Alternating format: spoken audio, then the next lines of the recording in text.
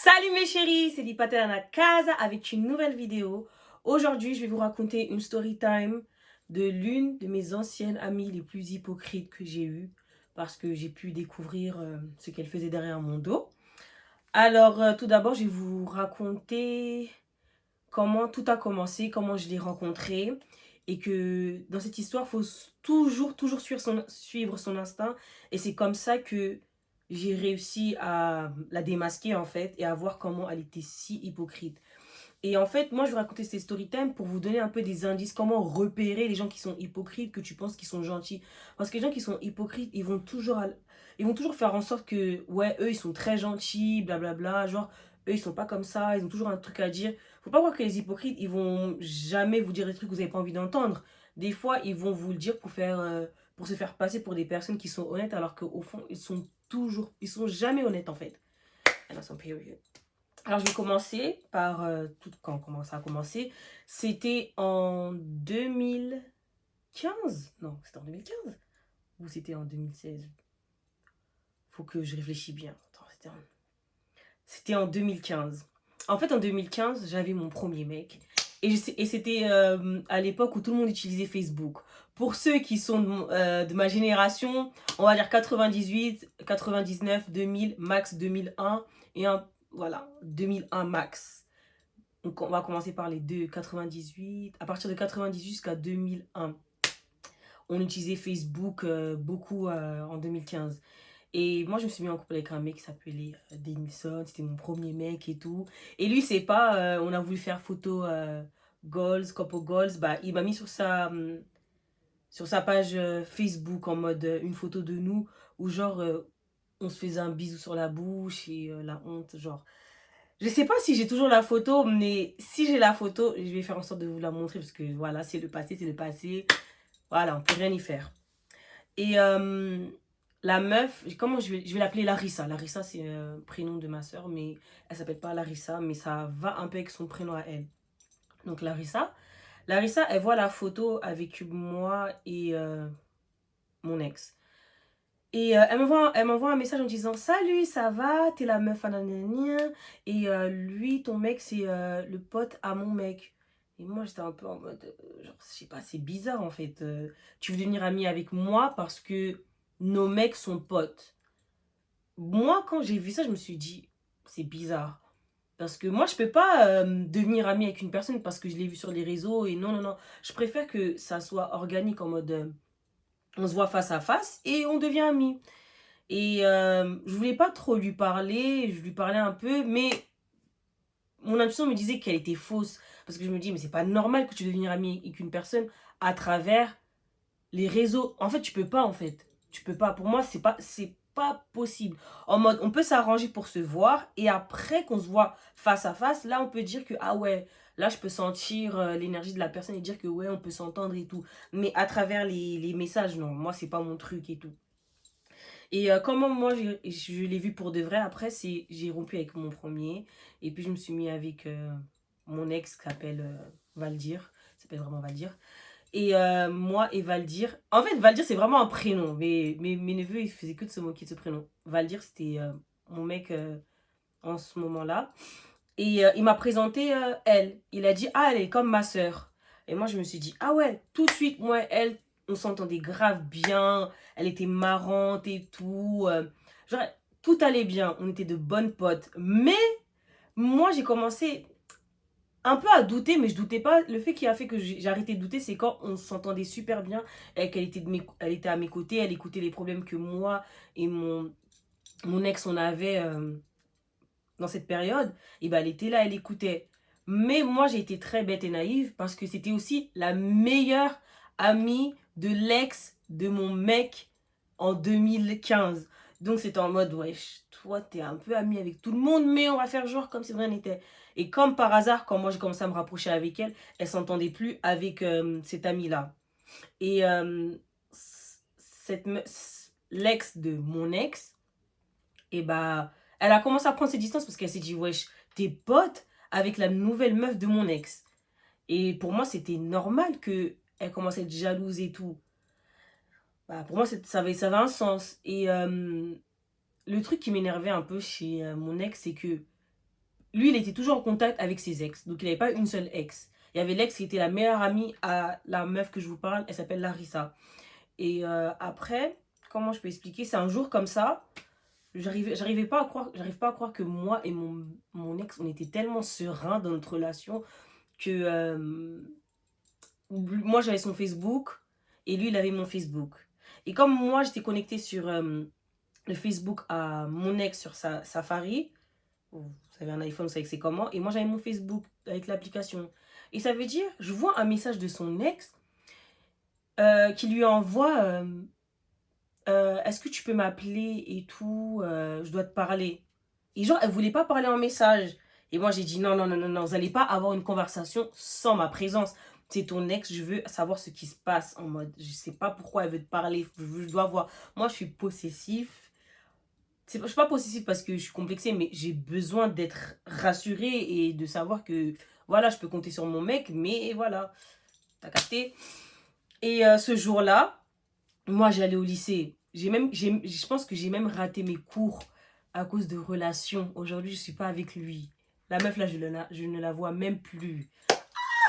C'est quand je vous dis amour de jeunesse, là, prenez pas ça au sérieux. C'est mon conseil que je vous donne, les jeunes adolescentes, là, que vous êtes pressées pour être mariées à 18 ans. En 2022, là. Ah ouais. En France, c'est pas le cas. Bref, là, je suis partie voir mon ex et je dis, hey, tu vas appeler la meuf devant moi parce que je comprends pas pourquoi elle veut te parler. Elle peut pas te parler en message. Qu'est-ce qu'elle va dire qu'elle peut pas te parler en message, qu'elle peut pas t'envoyer en message. Et là, j'étais avec mon ex et tout. Il a appelé et il lui a parlé. Elle a dit allô et moi j'étais en mode qu'est-ce qu'elle est en train de dire en mode elle dit ouais, j'ai un truc à te dire mais je peux pas te le dire par téléphone. Je dois te voir face à face. J'ai dit non. La meuf là, elle veut récupérer son ex. Son ex qui est mon mec là. Pourquoi tu veux le récupérer? Tu vois pas qu'il est en couple?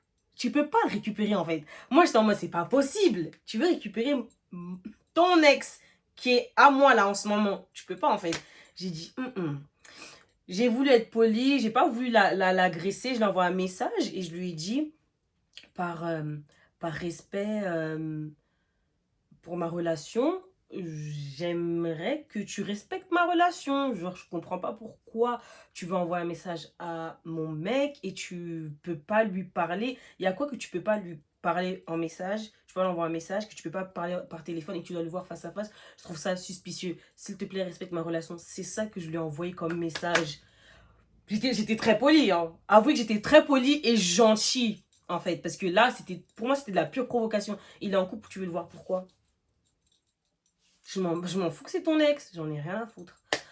Et c'est pas maintenant, comme j'étais proche avec la meuf Larissa, je lui ai dit, hey, regarde ce qui s'est passé, genre elle a fait ci, elle a fait ça. Elle a commencé à dire, non mais c'est quoi ça? Mais t'es folle. Wesh, elle veut pas ton mec, hein. Pourquoi tu fais tout ça? Je suis en mode, attends, tu vois pas là elle essaie de récupérer son ex, et toi t'es en train de me dire que je suis folle?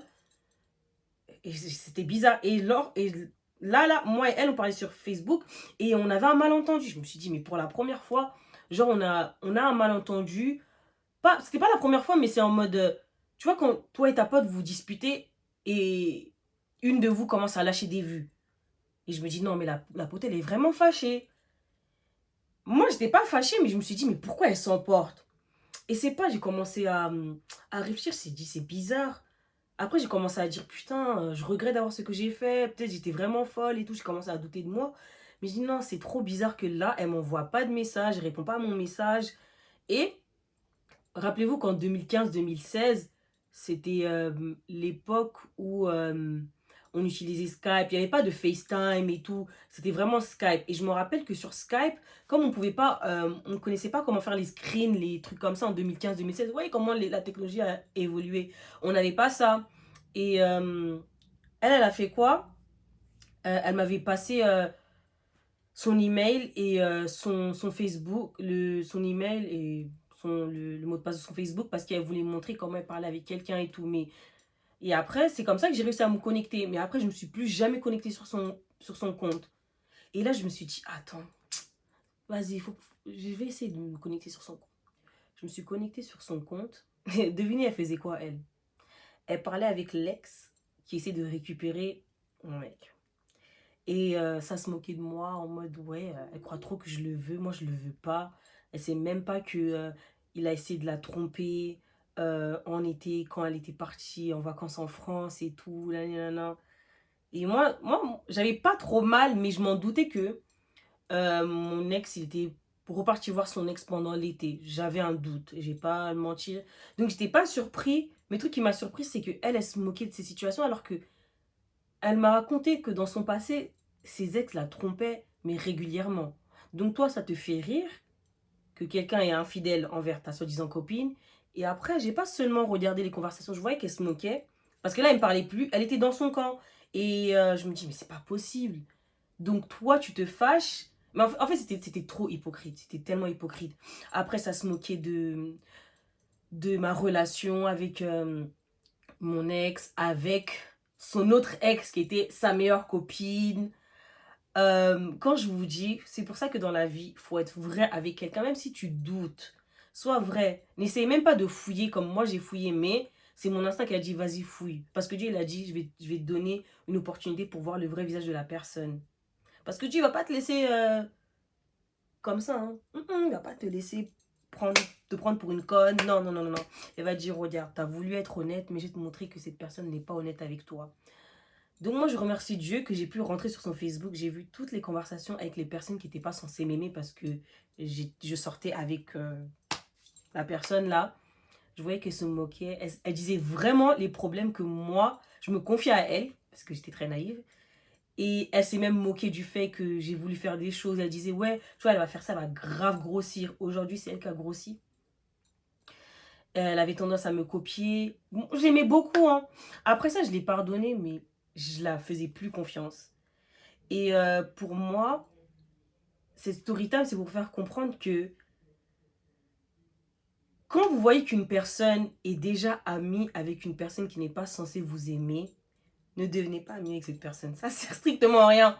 Parce que eux, ils vont être amis avec toi, ils vont sourire avec toi, vous allez bien vous amuser. Et eux, ils seront là pour récolter des informations sur vous. Et quand ils récoltent des informations sur vous, eux aussi, ils partagent leurs informations avec vous. Et toi, tu vas dire, oh bah, elle est vulnérable avec moi, bah moi aussi, je peux être vulnérable avec elle. Donc, on peut se faire confiance. Eh non, non, non. J'avais quoi? J'avais 15-16 ans quand j'ai fait ça. Et je vous jure que j'ai appris ma leçon. Genre, dès que je sais qu'une personne n'aime pas est amie avec une personne qui ne m'aime pas déjà, je ne vais même pas tenter à faire causade là, genre ouais, non, non, non. On peut dire bonjour, au revoir, on peut rigoler des planètes Jupiter, de l'astrologie. Moi, je suis taureau, toi, t'es gémeaux, il n'y a pas de souci. Mais parler de ma vie privée, moi, j'ai appris ça dans mon adolescence. Dieu merci, c'était dans mon adolescence. Parce que les trucs comme ça peut vraiment avoir un impact sur ta réputation. Parce que quand tu es adolescente, tu penses que les gens que tu vois dans ton adolescence vont être toujours là quand tu seras dans ta vie de jeune adulte. Non, c'est pas le cas en fait. Je vous jure, les gens que vous avez connus au collège là, quand tu auras 23 ans, mon âge là, tu vas même pas penser à eux. Je pense que tu vas voir au moins 2 ou 3 personnes que tu as vues au collège, alors qu'au collège, en ce moment, tu connais au moins 40 personnes. Mais c'est mieux de faire ces erreurs quand tu es adolescente. C'est ça mon conseil. Parce que si tu as mon âge et que tu fais toujours ce genre de bêtises-là, commence pas à faire la victime. Hein. Mais moi, j'ai eu beaucoup de potes qui ont été hypocrites, mais je vous ai raconté cette histoire parce que j'avais tout qui montrait qu'il fallait pas que je sois amie avec elle. Le fait que quand elle m'envoie un message, j'avais un instinct que, oh, elle est fausse. Mais quand je l'ai vue dans la face à face, je me suis dit, oh, elle a un bon délire. C'est le bon délire là qui fait que toi, tu vois flou. Mais c'est pas le bon délire... comment on appelle ça, le bon délire. Après, on dit quoi? Oh là là. J'ai oublié le mot en français. On dit toujours ça. Le feeling. Ça aussi. Le feeling. Tu peux avoir le feeling avec tout le monde, je te jure. Le feeling. Feeling, c'est avec tout le monde. Mais apprends à connaître la personne, je te jure. Apprends vraiment. C'est dans les moments où elle était fâchée contre moi que j'ai vu que comme elle est fâchée contre moi, elle va aller voir les gens qui sont contre moi. Tu t'imagines? Hey. Ah, wow. Vraiment. De toute façon, je l'ai pardonné, j'ai aucune haine avec elle. J'ai pas d'haine envers elle. Mais elle a de la haine envers moi, alors que je l'ai jamais trahi. C'est ça qui me choque. Les gens, tu les trahis pas. Eux, ils te trahissent. Et aujourd'hui, ils ont la haine de toi. Hé, Massa. Voilà, je voulais juste vous raconter cette histoire. Et si vous voulez encore plus d'histoires comme ça, n'hésitez pas à commenter ci-dessous. Et si tu n'es pas abonné